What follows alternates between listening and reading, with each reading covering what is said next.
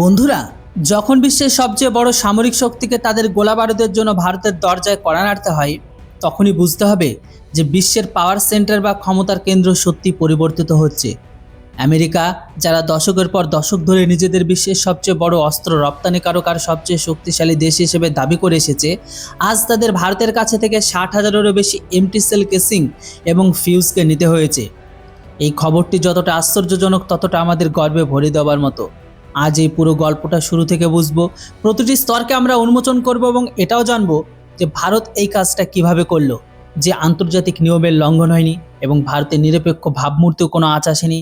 কিন্তু ভিডিওটিতে এগিয়ে যাওয়ার আগে আপনি যদি আমাদের রিসার্চ আর কঠোর পরিশ্রমকে সাপোর্ট করতে চান, তবে এই ভিডিওটিকে একটি লাইক দিয়ে চ্যানেলটিকে অবশ্যই সাবস্ক্রাইব করে নেবেন।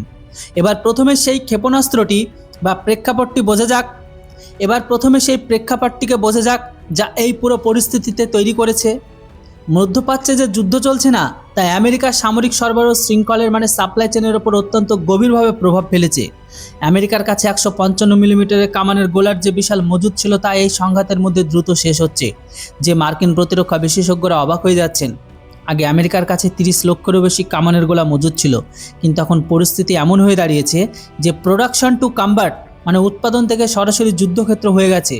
অর্থাৎ যে ফ্যাক্টরিগুলোতে গোলাবারুদ তৈরি হচ্ছে তা সরাসরি যুদ্ধক্ষেত্রে পাঠানো বাধ্যকতা হয়ে গেছে। মাঝখানে তো মজুত করার মতো সময় আর বাঁচেনি। এটি মার্কিন সামরিক ইতিহাসের একটি অত্যন্ত স্বাভাবিক আর উদ্বেগজনক পরিস্থিতি, কারণ কৌশলগত বিশেষজ্ঞরা সবসময় বিশ্বাস করে এসেছেন যে একটি বড় সামরিক শক্তির কাছে সবসময় একটি বড় রণকৌশল মজুদ থাকা উচিত। কিন্তু মধ্যপ্রাচ্যের এই চাহিদায় আমেরিকাকে এমন এক পরিস্থিতিতে এনে দাঁড় করিয়েছে যেখানে তাদের অবিলম্বে আর বড় স্তরে উৎপাদন ক্ষমতা বড় প্রয়োজন ছিল। এই সংকটের মাঝে আমেরিকাকে একটি গুরুত্বপূর্ণ প্রশ্নের মুখোমুখি হতে হয় যে এই কামানের গোলাগুলো তৈরির জন্য যে খোসা অর্থাৎ এমটি সেল কেসিং এবং ফিউজ প্রয়োজন, এত বিপুল পরিমাণে আর এত দ্রুত কোথা থেকে আনা যাবে? আমেরিকার নিজস্ব উৎপাদন ক্ষমতা এই চাহিদা পূরণ করতে পিছিয়ে পড়েছিল এবং ঠিক এখান থেকে ভারতের ভূমিকা শুরু হয়। যখন থেকে G7 সম্মেলনে ডোনাল্ড ট্রাম্প আর প্রধানমন্ত্রী নরেন্দ্র মোদী দেখা হয়েছে, তারপর থেকে ভারত মার্কিন প্রতিরক্ষা সংস্থাগুলোকে 60,000-এরও বেশি 155 মিলিমিটারের এমটি সেল কেসিং আর ফিউজ সরবরাহ করেছে। এই খবরটি সামনে আসতে পুরো বিশ্ব প্রতিরক্ষা বিশেষজ্ঞদের কানকে খাড়া করে দিয়েছিল এবং এটি চমকে দেওয়ার মতো ছিল, কারণ ভারতের পররাষ্ট্রনীতি সবসময় কোনো একটি পক্ষের দিকে না যাওয়ার পক্ষ থেকেছে। ভারত ইউক্রেন রাশিয়া সংঘাতের এই নিরপেক্ষতা বজায় রেখেছিল। তাহলে ভারত এই সরবরাহ কিভাবে করলো? উত্তর লুকিয়ে আছে সেই সূক্ষ্ম প্রযুক্তিগত আর আইনটি দিকটির দিকে, যা বোঝা অত্যন্ত জরুরি। ভারত আমেরিকাকে সম্পূর্ণ তৈরি অস্ত্র দেয়নি, অর্থাৎ একটি এমটি সেল কেসিং বা ফিউজ দিয়েছে। এর মানে হলো ভারত কামানের গোলা তৈরির জন্য প্রয়োজনীয় খালি অবতরণ আর তাতে ব্যবহৃত ফিউজকে দিয়েছে, কিন্তু তার ভেতরে ভরার মতো বারুদ দেয়নি। বারুদ ছাড়া এই খালি খোসা কোনো অস্ত্র নয়। জাতিসংঘের নিয়ম অনুযায়ী এই ধরনের সরবরাহকে ডুয়াল ইউজ অর্থাৎ দ্বৈত ব্যবহারের ক্যাটাগরিতে রাখা হয়। ডুয়াল ইউজের মানে হলো এই মালামাল সামরিক আর বেসামরিক উভয় উদ্দেশ্যে ব্যবহার করা যেতে পারে। এই ক্যাটাগরিতে আসা মালামাল সরবরাহকে যুদ্ধ সামগ্রী সরবরাহ হিসেবে গণ্য করা হয় না। সেই কারণে প্রযুক্তিগত আইনি দৃষ্টিকোণ থেকে ভারত ভুল কিছু করেনি, তবে ভারতের নিরপেক্ষ পররাষ্ট্রনীতিতে কোনো আঁচও আসেনি এবং সেই সঙ্গে আমেরিকার সাথে প্রতিরক্ষা সহযোগিতা মজবুত হয়েছে। কিন্তু এই পুরো বিষয়ের আসল আকর্ষণীয় দিকটি তখনই সামনে আসে যখন আমরা বুঝতে পারি যে এই সরবরাহের সামনে কী রূপ নেবে। ভারত থেকে যে 60,000-এর বেশি খালি খোসা আর ফিউজ আমেরিকায় পৌঁছে গেছে, সেগুলো আমেরিকার প্রতিরক্ষা সংস্থাগুলোতে বারুদ দিয়ে ভরে সম্পূর্ণ কামানের গোলা হিসেবে তৈরি করা হবে। আর যখন এই গোলাগুলো পুরোপুরি তৈরি হয়ে যাবে, তখন এগুলো আমেরিকা থেকে সরাসরি ইসরায়েলের সেনাবাহিনীতে পাঠানো হবে। অর্থাৎ এক প্রকার ভারত এমন একটি সাপ্লাই চেন সরবরাহ বা শৃঙ্খলে নিজেকে ভূমিকা পালন করছে যা শেষ পর্যন্ত মধ্যপ্রাচ্যের সংঘাতে প্রভাবিত করবে। কিন্তু এখানে আরও একটি বিষয় জানা জরুরি। এই সব কিছু তখনই ঘটছে যখন খোদ মার্কিন সেনাবাহিনীর ভেতর ট্রাম্পের সিদ্ধান্তগুলো বিশেষ করে অস্বস্তিতে রয়েছে। এমনকি মার্কিন নিউজ চ্যানেল CBS-এর একটি প্রাইম টাইম অনুষ্ঠানে একটি বড় তথ্য ফাঁস হয় যে মার্কিন সেনাবাহিনীর বড় কর্মকর্তারা ইরানের সাথে যুদ্ধবিরতির পক্ষে ছিলেন না। তাদের ধারণা ছিল আমেরিকার শান্তির কথা অবশ্যই বলা উচিত, কিন্তু যুদ্ধবিরতির কোনো বিবৃতি দেওয়া উচিত নয়। কারণ আমেরিকা যদি যুদ্ধবিরতির কথা বলে, তবে বিশ্বের এই বার্তায় ছড়াবে যে আমেরিকা দুর্বল হয়ে পড়েছে, যেখানে ইরানের আঞ্চলিক শক্তির ভাবমূর্তি আরও শক্তিশালী হবে। এবং হয়েছিল ঠিক তেমনটাই।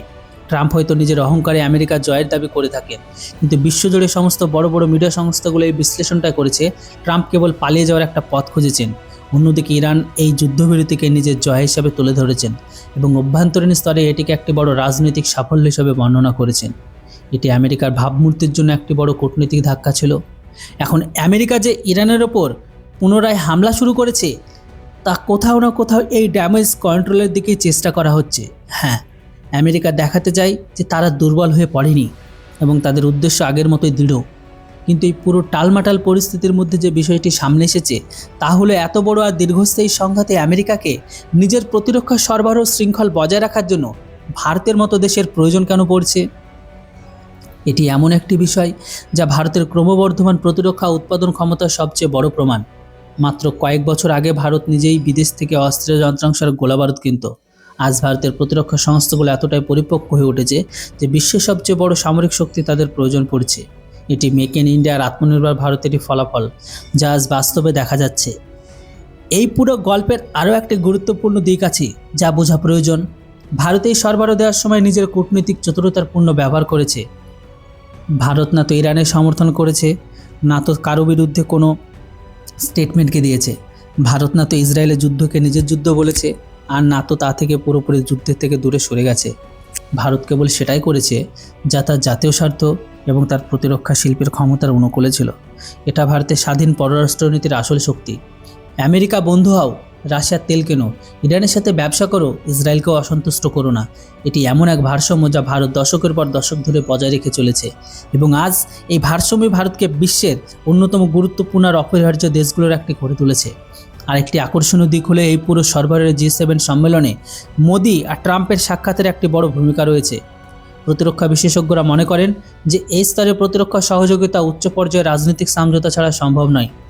এর মানে হলো যখন দুই নেতা G7-এ দেখা করেছিল তখন যে কথাবার্তা হয়েছিল তার একটি ফলাফল এই সরবরাহ ছিল। এটি ভারত ও আমেরিকার প্রতিরক্ষা সহযোগিতা সেই নতুন আর গভীর স্তরটিকে দেখা যায় যা গত কয়েক বছরে দ্রুত বিকশিত হয়েছে। ভারতের প্রতিরক্ষা শিল্পের এই সাফল্য বোঝার জন্য একটি সংখ্যার দিকে নজর দেওয়া জরুরি। 60,000-এর বেশি এমটি সেল কেসিং কোনো ছোট সংখ্যা নয়, এটি একটি অনেক বড় অর্ডার যা পূরণ করার জন্য ভারতের প্রতিরক্ষা সংস্থাগুলোকে তাদের পূর্ণ ক্ষমতা ব্যবহার করতে হয়েছে। এবং এটি এটাও প্রমাণ করে যে ভারতের প্রতিরক্ষা উৎপাদন আজ এই স্তরে পৌঁছে গেছে যে এত বড় একটি অর্ডার এত দ্রুত পূরণ করা সম্ভব হয়েছে। এছাড়া এই সরবরাহ ভারতের প্রতিরক্ষা রপ্তানিকে একটি নতুন মাত্রা দেয়। তবে এখনও পর্যন্ত ভারতের প্রতিরক্ষা রপ্তানিতে প্রধানত ছোট অস্ত্র, ড্রোন আর কিছু মিসাইল সিস্টেম অন্তর্ভুক্ত ছিল। কিন্তু এখন ভারত আমেরিকার মতো দেশকে ভারী গোলন্দাজ বাহিনীর জন্য প্রয়োজনীয় যন্ত্রাংশ সরবরাহ করছে। তখন এটি একটি বড় লাভ। এটি ভারতের প্রতিরক্ষা শিল্পের পরিপক্কতা, তার উৎপাদন ক্ষমতার একটি বড় প্রমাণ। এই পুরো ঘটনা প্রবাহ ভারতের সেই প্রতিরক্ষা বিজ্ঞানী আর ইঞ্জিনিয়ারদের কঠোর পরিশ্রমের ফল, যারা দশকের পর দশক ধরে নীরবে কাজ করে ভারতের প্রতিরক্ষা উৎপাদন ক্ষমতাকে এই পর্যায়ে পৌঁছে দিয়েছেন। অর্ডিন্যান্স ফ্যাক্টরি আর ডিফেন্স রিসার্চ অর্গানাইজেশন DRDO এর ভিত্তির উপর স্থাপন করেছিল, তার উপর আজ এই ইমারত দাঁড়িয়ে আছে। সামগ্রিকভাবে এই পুরো গল্পটি সেই নতুন ভারতের গল্প যা এখন বিশ্বকে নিজের স্বার্থে আর নিজের কূটনৈতিক বোঝাপড়া অনুযায়ী চালায়, না কারো গোলাম হয়ে, না কারো শত্রু হয়ে, বরং সবার সঙ্গী হয়ে নিজের জাতীয় স্বার্থ রক্ষা করে। যখন আমেরিকাকে ভারতের দরজায় কড়া নাড়তে হয় তখন এটি ভারতের সেই উত্থানের সবচেয়ে বড় প্রমাণ, যার কল্পনা একসময় কেউ করেনি। আমাদের প্রতিরক্ষা বিজ্ঞানী, ইঞ্জিনিয়ার আর প্রতিরক্ষা সংস্থার কর্মীদের এই অদম্য পরিশ্রম ও নিষ্ঠাকে পুরো দেশ মন থেকে স্যালুট জানায়। তো বন্ধুরা, এই ছিল আজকের পুরো খবর, যা অনেক রিসার্চ আর কঠোর পরিশ্রমের পর আপনাদের সামনে তুলে ধরা হয়েছে। বাকি আপনি পুরো বিষয়টিকে কী ভাবছেন? আপনার মতামত কমেন্ট বক্সে অবশ্যই লিখে দিন। Thanks for watching. জয় হিন্দ, বন্দে মাতরম।